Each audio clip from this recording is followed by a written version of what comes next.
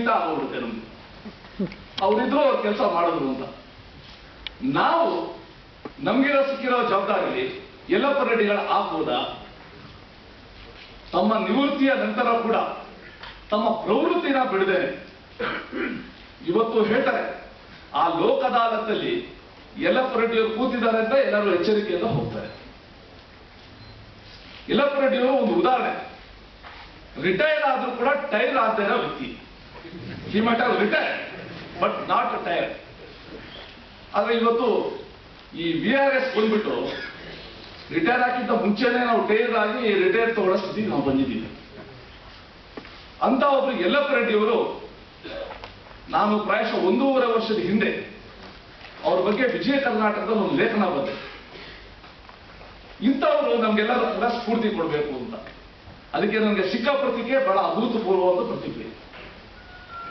ಇನ್ನೊಬ್ರು ಡಾಕ್ಟರ್ ಮೀನಾಕ್ಷಿ ಭರತ್ ಅವರು. ಆ ಡಾಕ್ಟರ್ ಮೀನಾಕ್ಷಿ ಭರತ್ ಅವರು ವೃತ್ತಿಯಿಂದ ವೈದ್ಯರು. ಆದ್ರೆ ಬೆಂಗಳೂರಿನಲ್ಲಿ ಈ ಕಸದಿಂದ ರಸ ಮಾಡಬೇಕು ಅನ್ನೋದೇ ಒಂದು ಜೀವನದ ನಂಬಿಕೆ ಇಟ್ಕೊಂಡು ಇವತ್ತು ಕಾರ್ಯ ಮಾಡ್ತಾ ಇರುವ ಒಬ್ರು ಧೀಮಂತ ಒಬ್ರು ಮಹಿಳೆ. ಆಕೆ ಬರೀ ವ್ಯಕ್ತಿಗಳಿಗೆ ಕಾಯಿಲೆ ಬಂದ್ರೆ ಔಷಧಿ ಕೊಡೋದು ಬೇಡ, ಈ ಕಸದಿಂದ ಸಮಾಜಕ್ಕೆ ಬರೋ ಕಾಯಿಲೆಗಳಿಗೆ ಔಷಧಿ ಕೊಡಬೇಕು ಅಂತ ಹೊರಟಿರುವ ಒಂದು ವಿಶಿಷ್ಟ ವೈದ್ಯ ಅಂತ ಹೇಳಕ್ಕೆ ಇಷ್ಟಪಡ್ತೀನಿ. ಅವರ ನಾನು ಬರೀ ಈ ಕ್ಷೇತ್ರದಲ್ಲದೇನೆ ಮೊನ್ನೆ ಏನು ಆಗಸ್ಟ್ 16ನೇ ತಾರೀಕಿಂದ ಅಣ್ಣಾ ಹಜಾರೆ ಅವರ ಒಂದು ಚಳುವಳಿ ನಡೀತು. ಆ ಚಳುವಳಿನಲ್ಲಿ ಆಕೆ ವಹಿಸಿದ ಪಾತ್ರವನ್ನು ಕೂಡ ನಾನು ಗಮನಿಸಿದ್ದೀನಿ. ನನಗನ್ಸುತ್ತೆ ಈ ಮೂವರು ಕೂಡ ಈ ಸಭಾಂಗಣದಲ್ಲಿ ಸೇರಿರುವ ನಮ್ಮೆಲ್ಲರಿಗೂ ಅತ್ಯುತ್ತಮವಾದ ಮೇಲ್ಪಂಕ್ತಿ ಇದೆ ಅಂತ ಇಷ್ಟಪಡ್ತೀನಿ.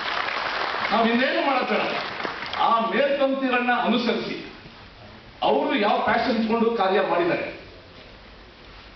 ಅಂಡ್ ಒಂದಂತೂ ನಿಜ, ಮೀನಾಕ್ಷಿ ಭರತ್ ಅವ್ರಿಗೆ, ಆಲ್ಮಿತ್ರ ಪಟೇಲ್ ಅವ್ರಿಗೆ ಸಂಬಳ ಬರೋದಿಲ್ಲ.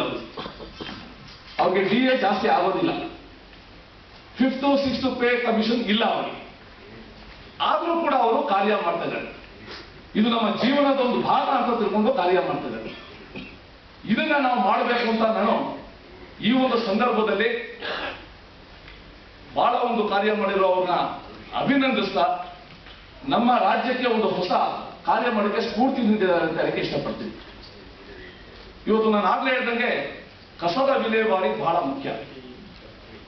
ಆದ್ರೆ ನಾವು ಲಾಸ್ಟ್ ಪ್ರಿಯಾರಿಟಿ ಕೊಡ್ತಾ ಇದ್ದೀವಿ. ಸಾಲಿಡ್ ವೇಸ್ಟ್ ಮ್ಯಾನೇಜ್ಮೆಂಟ್ ಅನ್ನೋ ವಿಷಯನೇ ಎಲ್ಲೋ ಚರ್ಚೆ ಮಾಡಕ್ಕೆ it is a solid waste ಅಂತ ಅನಿಸ್ತಿದೆ. ಅದಕ್ಕೆ ನಮಗೆ ಪ್ರಥಮ ಆದ್ಯತೆ ನಾವು ಕೊಡಬೇಕು. ನಾವು ಕೊಡದೇ ಇದ್ರೆ ಏನೇನೋ ಅನಾಹುತ ಆಗ್ಬೋದು ಬೇರೆ ಬೇರೆ ಊರುಗಳಲ್ಲಿ ನಾವೇ ನೋಡಿದ್ದೀವಿ. ನನಗೆ ಈ ರೀತಿ ಸಮಾರಂಭಗಳಲ್ಲಿ ಮತ್ತೊಬ್ಬ ವ್ಯಕ್ತಿ ಜ್ಞಾಪಕ ಬರೋದು ಅಂದ್ರೆ ಆ ಗುಜರಾತಿನ ಸೂರತ್ ಅಲ್ಲಿ ಆಯುಕ್ತರಾಗಿದ್ದ SR ರಾವ್.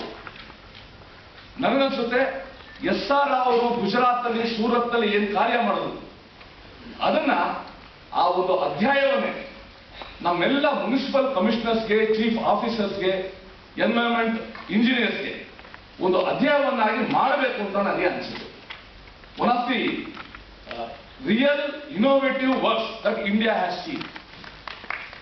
ಬಹಳ ಒಂದು ದೊಡ್ಡ ಒಂದು ಕಾರ್ಯ. ಬಹಳ ಜನಕ್ಕೆ SR ರಾವ್ ಗೊತ್ತಿಲ್ಲ. ನಮಗೆ SR ರಾವ್ ಗುಜರಾತಿನ ಸೂರತ್ತಿನ ಕಮಿಷನರ್ ಆದರು. ಎಂಥ ಸಮಯದಲ್ಲಿ ಆದ್ರು ಅಂತ